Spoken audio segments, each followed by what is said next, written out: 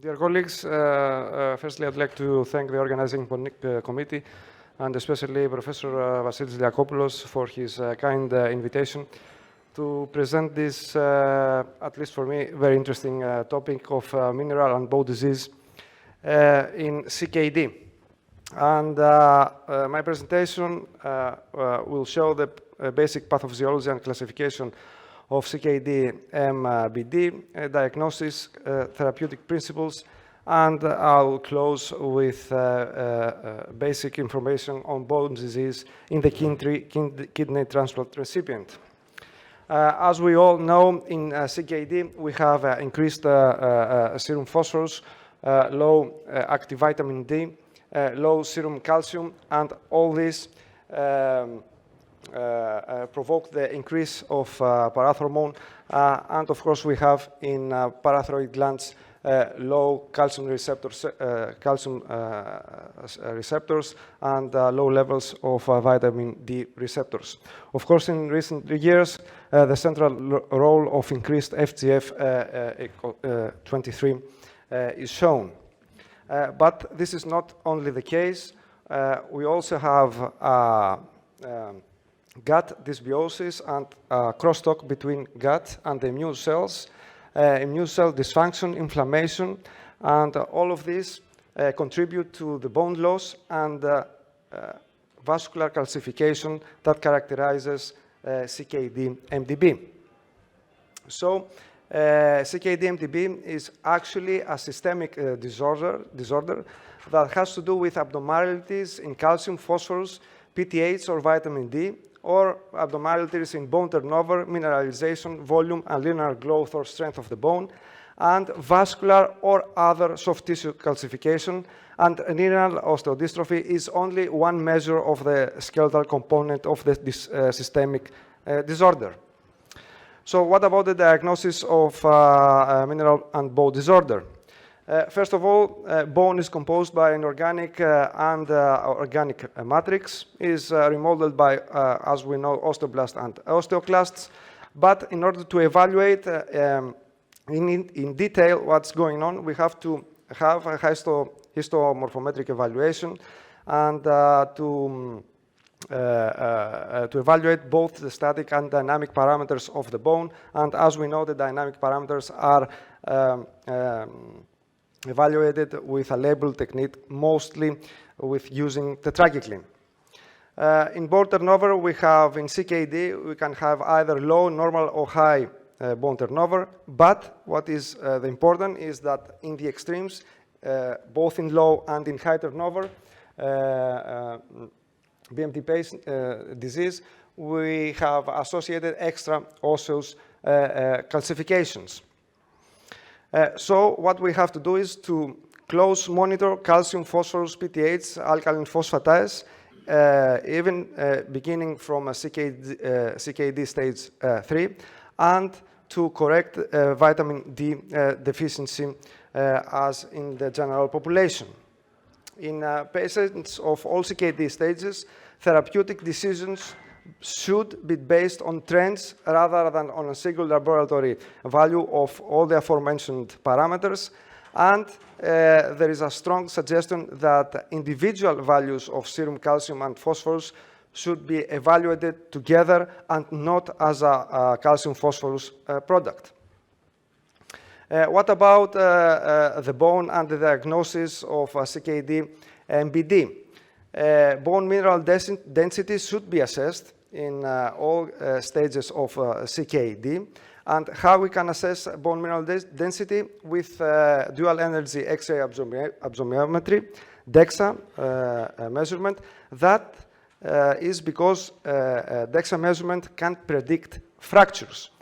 Of course, bone density measurement with DEXA only measures mineralized bone mass and has limitations, does not discriminate between cortical and trabecular bone, does not give direct information on bone quality, is unable to determine bone turnover, and is unable to evaluate bone mineralization.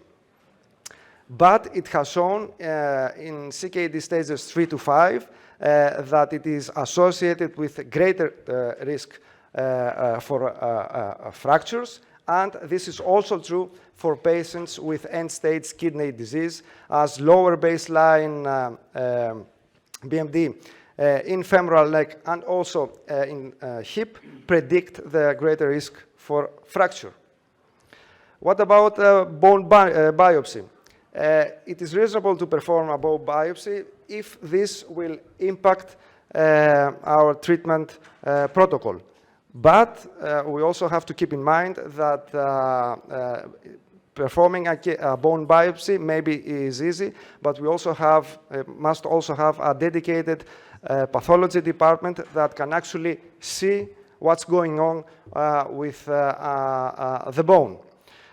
So bone biopsy is the gold standard of diagnosis and classification of renal osteodystrophy, but the problem is there are not many specialized pathology departments that can do this work.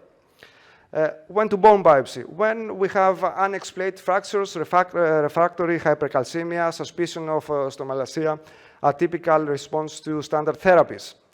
But of course, as I said before, we have the problem of the pathology departments.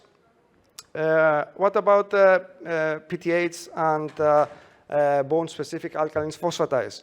We have to do serial measurements of it, and in patients, we have to assess the trends in PTH rather than the absolute target values, and we don't have to measure other markers of bone turnover.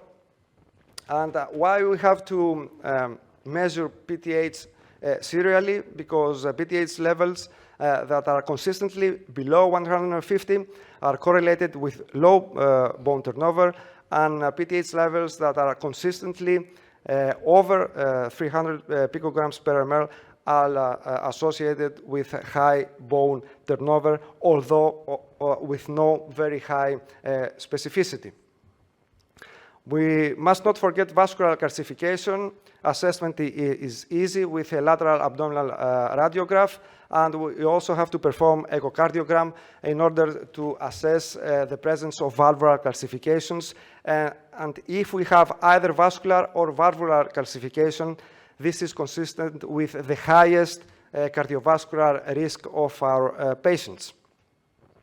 The therapeutic principles have to do with lowering serum phosphate and maintaining serum calcium in all stages of CKD in order to start or define our therapeutic options. We have to do serial assessments of all the parameters like calcium, phosphorus, PTH levels.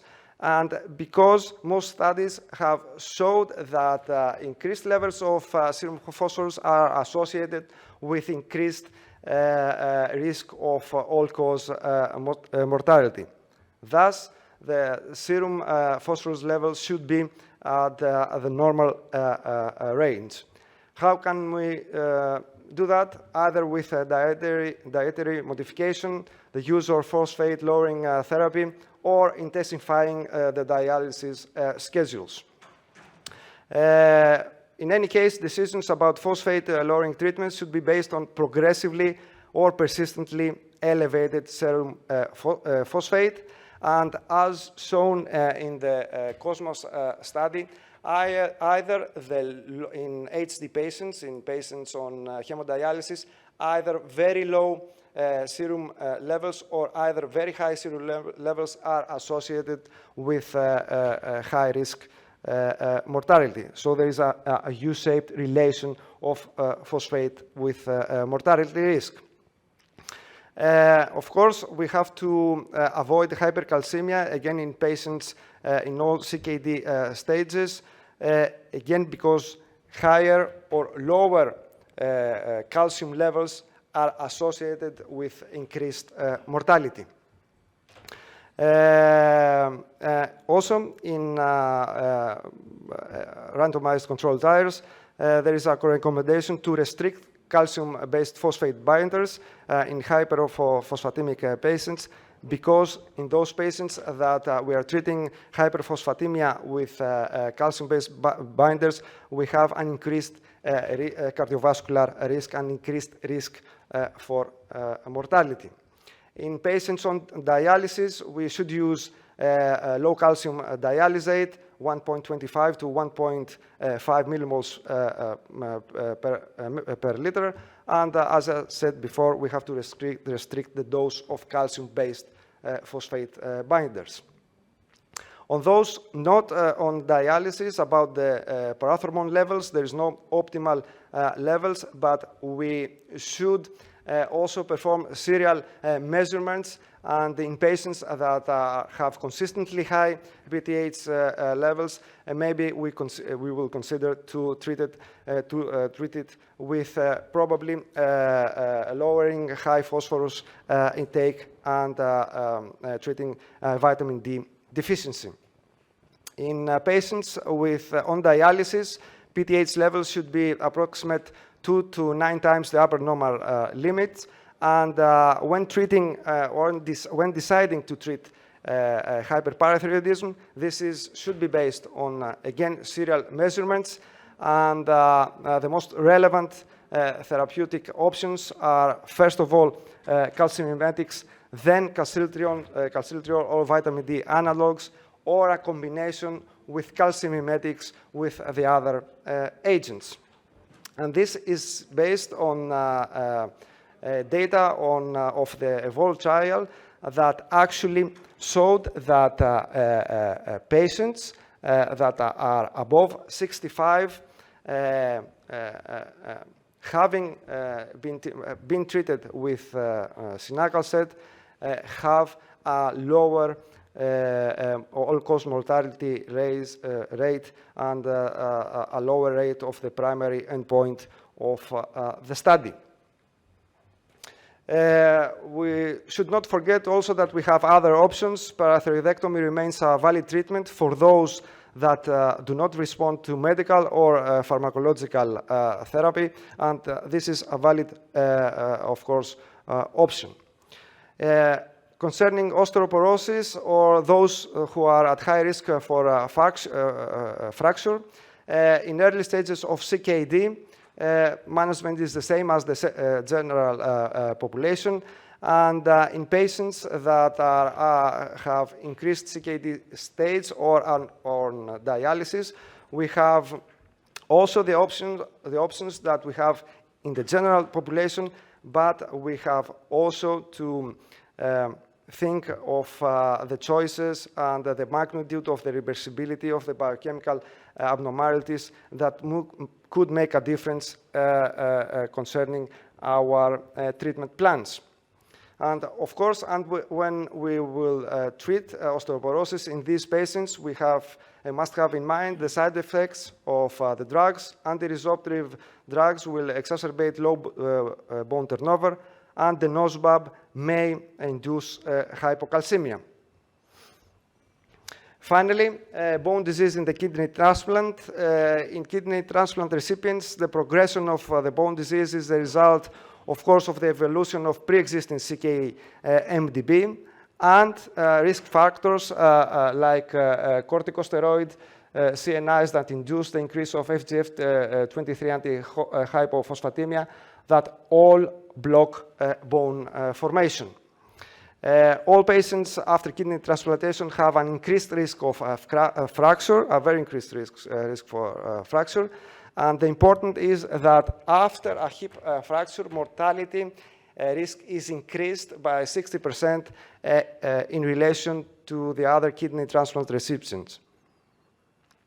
Concerning bone disease and hyperparathyroidism, in order to establish that a kidney transplant recipient has hyperparathyroidism, it's suggested to wait for 12 months. And if PTH levels are over 100, then we can say that this patient has hyperparathyroidism, and then the approach is the same as those in CKD stages 3 to 5.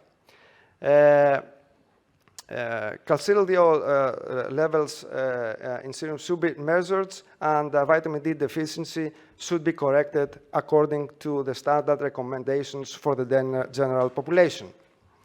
Fracture risk again in patients after kidney transplantation should be assessed with DEXA, and the treatment plan, especially in the first 12 months and in those patients that have an EGFR of more than 30, include almost all therapeutic aspects, vitamin D, calcitriol, alpha-calcidol, and or anti-resorptive agents, but we have to keep in mind the contraindications or the adverse effects of these drugs. Concerning especially Cinacalcet is effective in reducing and correcting hypercalcemia, but has failed to show a beneficial impact on bone mineralization. Parathyroidectomy, on the other hand, shows a greater reduction in comparison to Cinacalcet in PTH and a significant increase in femoral neck bone mineral density. Denosumab effectively increases bone mineral density, but has the adverse effect of increasing the rate of urinary tract infections. And biphosphonates may increase vertebral and femoral bone mineral density. In conclusion, mineral bone disease in CKD is a systemic disorder that promotes bone loss, especially vascular calcification, and increases cardiovascular risk. Diagnosis should be established by serial measurements of calcium, phosphorus, PTH, while the use of DEXA and bone biopsy can help the assessment of fracture risk and determine bone turnover that can impact treatment decisions. And treatment should aim at normal phosphorus and calcium level with restricting the dose of calcium-based phosphate binders and vitamin D analogs. Thank you.